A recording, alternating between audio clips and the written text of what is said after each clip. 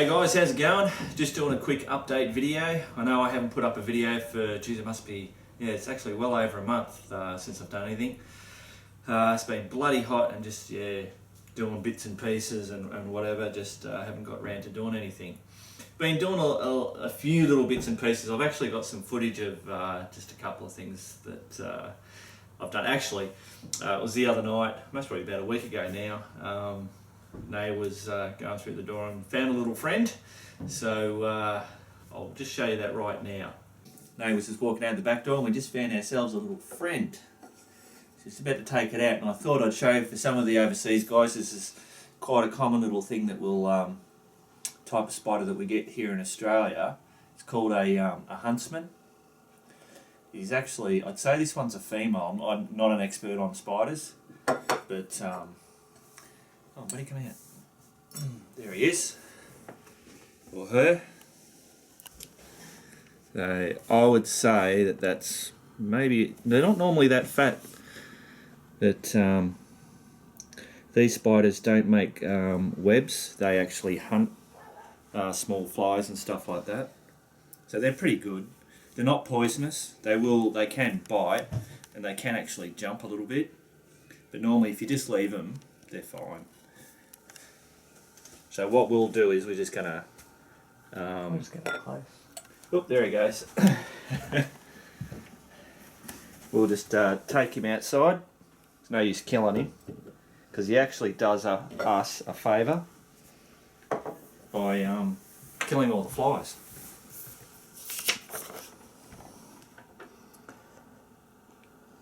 So there you go. Go and take him outside. Anyway, so that's a common occurrence here in Australia. And anyway, so with the trailer, I think the latest thing I've done is someone actually mentioned to me saying that on that last video about having to put some tie down points inside the trailer. And I'd thought about it and I thought, oh, what's the use of putting extra stuff? I've already got those others. Anyway, I did it. I've gone and done it, bit the bullet. So I've now got 6 tie down points here in the trailer. These tie down points apparently hold about 400 kilograms each. So I've already had Max in the back and taken it for a drive and everything, and it works really good. So I've set it up so that I can have obviously one bike in it, or the 2 bikes either side, and they can all be tied down. And I must admit, it really did, it must have been, I mean, the angle on how the tie downs come down, it just made the whole thing a lot sturdier, and then you don't have ropes coming out here and all that kind of shit. So I was pretty bloody impressed with it, actually.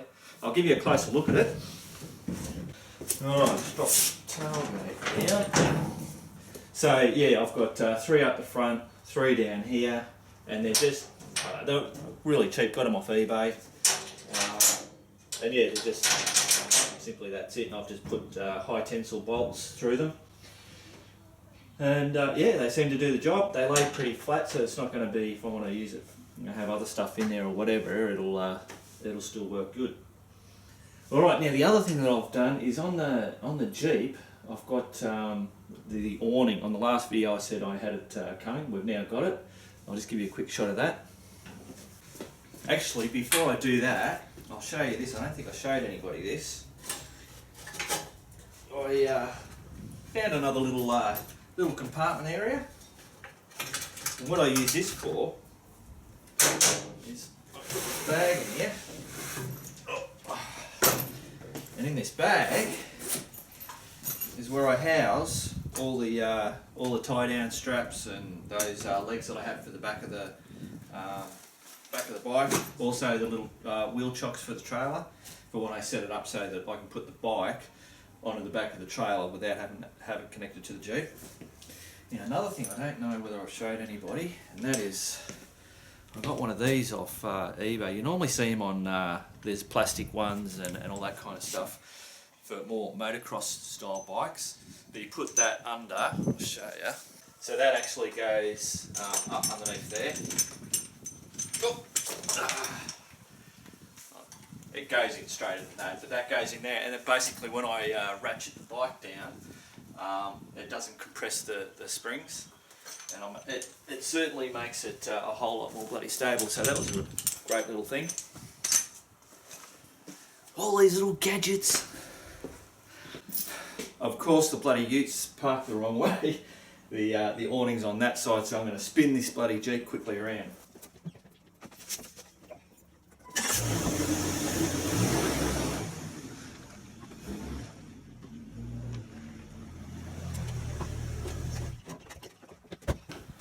Okay, now I'll show the awning. Alright guys, so I'm going to put this bloody awning up. I'm not an expert at it. Normally Nay's giving me a hand with it, so this is going to be a solo job. And I'll most probably run this in fast motion, just so I don't bore the shit out of you.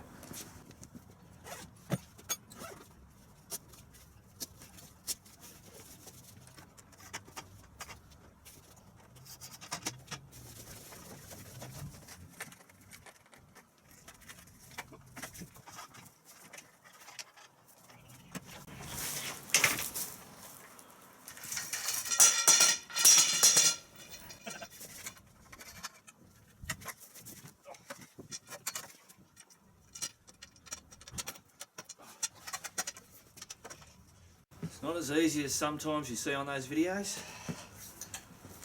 but I'm doing it on an uneven area.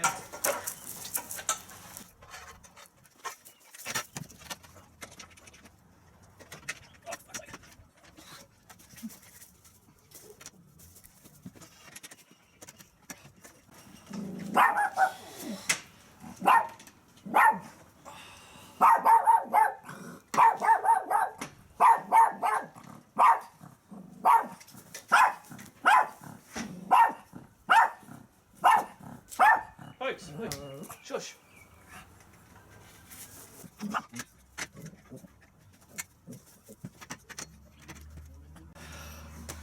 Getting there.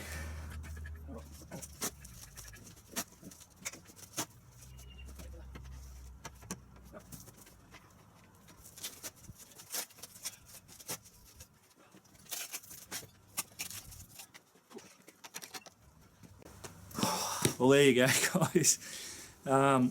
With a bit of practice, doing it myself, I should make that look a little bit easier. That looked pretty bloody awkward, I reckon. I'll show you, I've also put lights in it. That's something that I've been playing with as well. Yeah, so I've been playing around with solar panels and battery packs and all that kind of stuff.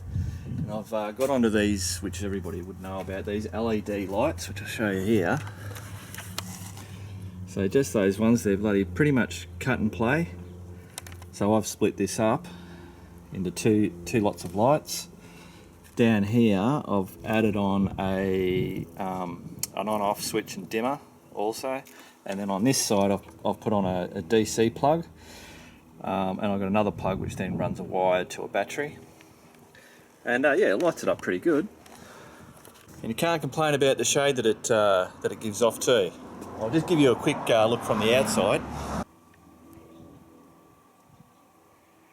So this awning is 2 meters long by 2.5 meters out. I think you can get them in 2 meters by 2 meters, and even I think even up to 3 meters out. But I think this one is plenty big enough for what we want.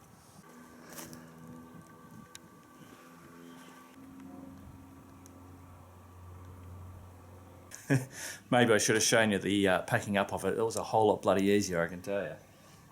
But this is it on the Jeep while she's all packed up.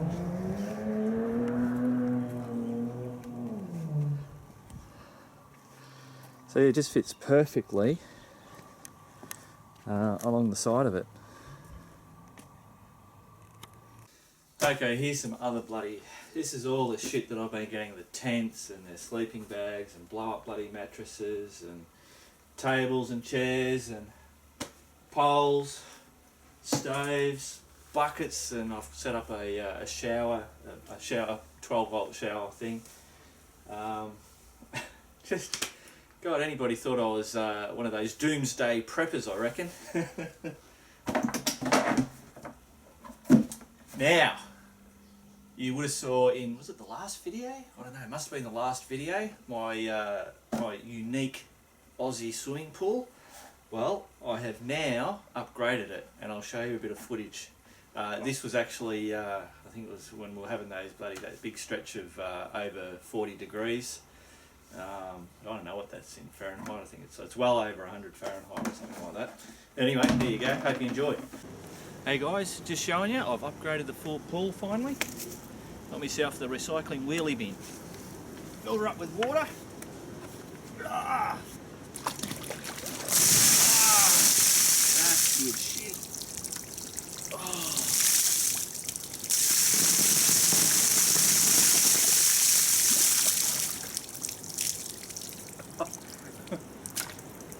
There you go. Works a bloody treat. Oh. Yeah, bloody good shit. Well, there you go. Bloody crazy, I know, but I tell you what, that worked an absolute treat and was a bloody godsend when it was really hot. Don't know how I'm going to bloody top that one. I was saying about the solar panels and all the lighting and all that kind of stuff. So that here is a, what is it? It's a 120 watt solar panel. Just, yeah, everyday, ordinary, typical bloody solar panel. So I've gotten one of those, and I'm just starting to play with it. But I tell you what, solar panels and batteries and wiring and chargers and, oh, what a pain in the ass that shit is. I'll show you this little battery boxing that I've got. Alright, so I went out, I splurged on this. I got one of these battery boxes. It's I think it's fairly new out, but they could call it's an arc pack. The beauty of this is that you buy this pack, or this box, and then you go and buy yourself, it's 105 AGM battery I've put in it, and you just plug it in, and then it's got this little digital setup thing, and you just say, okay, this is what it is, and hey presto, it just monitors the whole thing. One of the main reasons why I got it is that for in the Jeep I can run it as a dual battery, because in the engine bay of the Jeep there's no room in there to put another battery to run a dual battery system. So this can sit in the back of the Jeep, and you buy this optional extra, and this plugs in here, and then that plugs into the cigarette lighter, and you can be charging that battery while you're driving along. So I thought that was pretty bloody good. It's got all different connections in here. It's got a inverter. I can connect the solar panel to it, obviously. So yeah, it's another little bit of bloody shit. Obviously, as I keep going through and testing all this stuff, I'll hope maybe give you a bit more of a detail on it. Now, I still haven't done any of the reviews that I said I was going to do, and one of them was this motorcycle wheel roller. The other one is the what do you call it? What the hell are they? Those bloody chairs, the Helinox chairs, which I'm gonna do that straight after this video. But I'm not gonna do just a review on this, because I've used this. I've used it on Max, and I've used it on Harry on the Boulevard and that. And while it does what it's supposed to do, I've got the jack, the hydraulic jack thing, and it's just if you've got a jack, you just don't need this. This isn't as good, but obviously if you're limited in space and all that kind of stuff, this will work. So just going to chuck this on. I'm sure all you guys know how it works.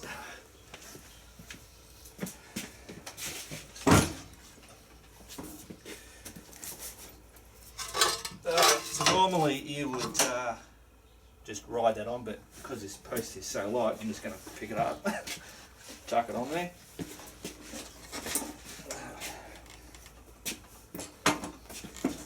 Comes with a handy little thing for the stand, so it's upright more.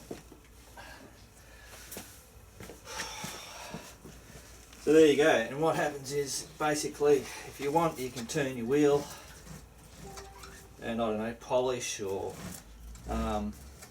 do what you want to do. But what, you know, and also chain your lube. But what I found was, it was just a pain in the ass to be bloody turning the wheel and trying to bloody spray shit on the chain as well, especially on Nay's bike, the little Suzuki Intruder. But being able to just stick it up on the jack, and I do that with the DR, and I've done it with the Suzuki. Well, the Suzuki, how many fucking Suzukis have I got? The Intruder. Putting it on that bloody, you just stick it on the jack it up, turn on the bike, click it into bloody first gear, and the thing just rotates around and you spray it on, and hey presto. I've got a video of doing that, which you might have already seen. So, yeah, the motorcycle wheel chock, wheel rotator, it works, it does what it's supposed to do, but my money is on one of those hydraulic jacks. They're just so many uses for it. But I suppose if you're a bit cramped for space or whatever, one of those would get you out of trouble. All right. As I keep looking around the bloody yard, I keep finding all these little bits and pieces that I've been doing. And one of the things is on Charley, because she does all the woodworking bits and pieces, Nay made this box. It's kind of like an old take on like a fruit box or something like that. And I went, oh my God, that'd be great for the back of bloody Charley. So what she's done, she's lacquered it all, but then she went and made up a stencil. You can see that, Charley CT110. How's that? That's bloody awesome.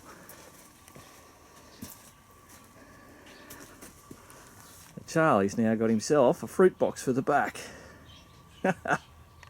Bloody good shit. Here's another thing Nay's made. These two bits of wood are actually out of Pookie's old kennel. Just offcuts off it. Well, actually pulling it apart because the bloody dog doesn't use it. So, yeah, she painted them up and bloody created the Australian flag and the Eureka flag. So there you go. Crazy. Another thing to add in the bloody man cave. I'm running out of space. I've got nowhere to put anything. Alright guys, well there you go. That's a quick run over all the bits and pieces that I've been up to for the last month, 2 months. Kind of like all over the bloody place. I don't know what I'm friggin' doing. I'm over here and I'm over there. And I'd like to give a shout out to the Great Australian Ride. They're up and going again for this year, 2014, in August. Nay and I have sponsored Brad this year. He's actually the first rider that joined on board with them. So I think last year we sponsored Stuart for that ride, and obviously the year before that I tried to do it and didn't do it. Even though I'm not involved in it or doing it, I still like to. It's a really good cause for Sids and Kids Queensland. So I like to each year we like to do something with that. Brad's actually up to $2,800 already towards Sids and Kids, so that's bloody great. And I think they're actually already up to 6,000, so that's really good. I've been waiting for when I did the scrap heap challenge, which is that up there, last year with Charley. So I'm waiting. I think it's in September this year that they're doing the scrap heap challenge, and I believe it'll obviously be somewhere in New South Wales, and that's for Down Syndrome New South Wales, a fundraising thing. So I'm waiting on, they haven't released the venue yet, so I'm itching to see where that's going to be and see what we're going to do. We'll obviously do that this year, but we'll work out whether Nate's going to be riding a bike or whether she'll be in the Jeep, or whether we get a group of bikes together. You don't have to have a scrapper, you can just ride your normal bike if you want. And but anyway, as stuff unfolds, I'll keep you guys in the loop as usual. Alright, that's it. I'm out of here. And remember, keep on riding, guys.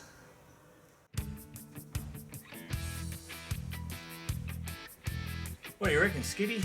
Where are we going next, mate? Oh, yeah. Up here looks pretty good. Yeah, the Fingers Range is bloody pretty good. I'd like to go back there. That damn French line, I tell ya. We nearly made it.